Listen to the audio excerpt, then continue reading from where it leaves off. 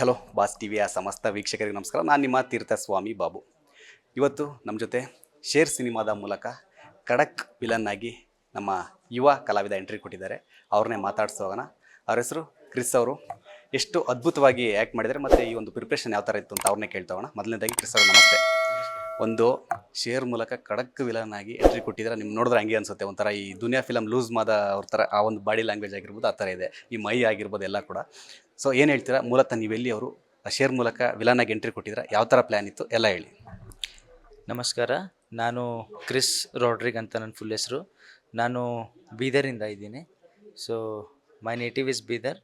So ಬೆಂಗಳೂರಿಗೆ ಬಂದು ನಾನು ಒಂದು ನಮ್ಮ ಪ್ರಸಿದ್ಧ ಸರು, ಡೈರೆಕ್ಟರ್ ಸರು ಒಂದು ಅಪರ್ಚುನಿಟಿ ಮಾಡಿಕೊಟ್ಟಿದ್ದಕ್ಕಾಗಿ ತುಂಬ ಧನ್ಯವಾದಗಳು ಸಲ್ಲಿಸ್ತೀನಿ.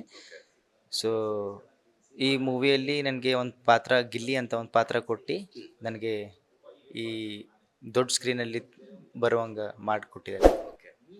ಸೊ ಒಂದು ಸಿನಿಮಾಗೆ ಎಂಟ್ರಿ ಕೊಡಬೇಕು ಅಂತ ಇತ್ತು ಅಂತ ಹೇಳಿದ್ರಿ, ಆಮೇಲೆ ಹೀರೋವಾಗಿ ಬರಬೇಕು ಅಂತ ಇದ್ರಿ, ವಿಲನ್ ಆಗಿ ಎಂಟ್ರಿ ಕೊಟ್ಟಿದ್ದೀರಾ. ಸೊ ಏನು ಹೇಳ್ತೀರಾ ಕನ್ನಡ ಇಂಡಸ್ಟ್ರಿ ಬಗ್ಗೆ ಆಗಿರ್ಬೋದು, ನಿಮ್ಮ ಒಬ್ಬ ಈ ವಿಲನ್ ಆಗಿ ನೀವು ಯಾವ ಥರ ಪ್ಲ್ಯಾನ್ ಮಾಡ್ಕೊಂಡಿದ್ರಿ, ಯಾವ ಥರ ಇದ್ರಲ್ಲಿ ಮಾಡಿದ್ದೀರಾ ಅಂತ? ಮುಂಚೆ ನಮ್ಮ ಪ್ರಸಿದ್ಧ ಸರು, ನಾನು ಆ್ಯಕ್ಟಿಂಗ್ ಫೀಲ್ಡಲ್ಲಿ ಬರಬೇಕಾದ್ರೆ ಫಸ್ಟು ನಾನು ಭರ್ಜರಿ ಗಂಡೋಲಿ ಒಂದು ಚಿಕ್ಕ ರೋಲ್ ಕೊಟ್ಟರು ನನಗೆ.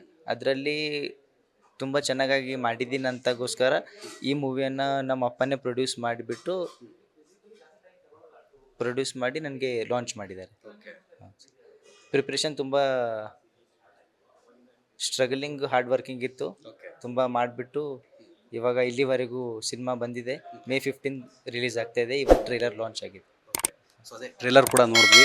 ಮೇ 15ಕ್ಕೆ ನಿಮ್ಮ ಶೇರ್ ಸಿನಿಮಾ ರಿಲೀಸ್ ಆಗ್ತಿದೆ. ಕಿರಣ್ ರಾಜ್ ಅವರು ಹೀರೋ ಆಗಿ ಆ್ಯಕ್ಟ್ ಮಾಡಿದ್ದಾರೆ, ನೀವು ವಿಲನ್ ಆಗಿದ್ದೀರಾ. ಸೊ ನಿಮ್ಮ ಶೇರ್ ಸಿನಿಮಾಗೆ ಒಳ್ಳೆಯದಾಗಲಿ, ಆಲ್ ದ ಬೆಸ್ಟ್.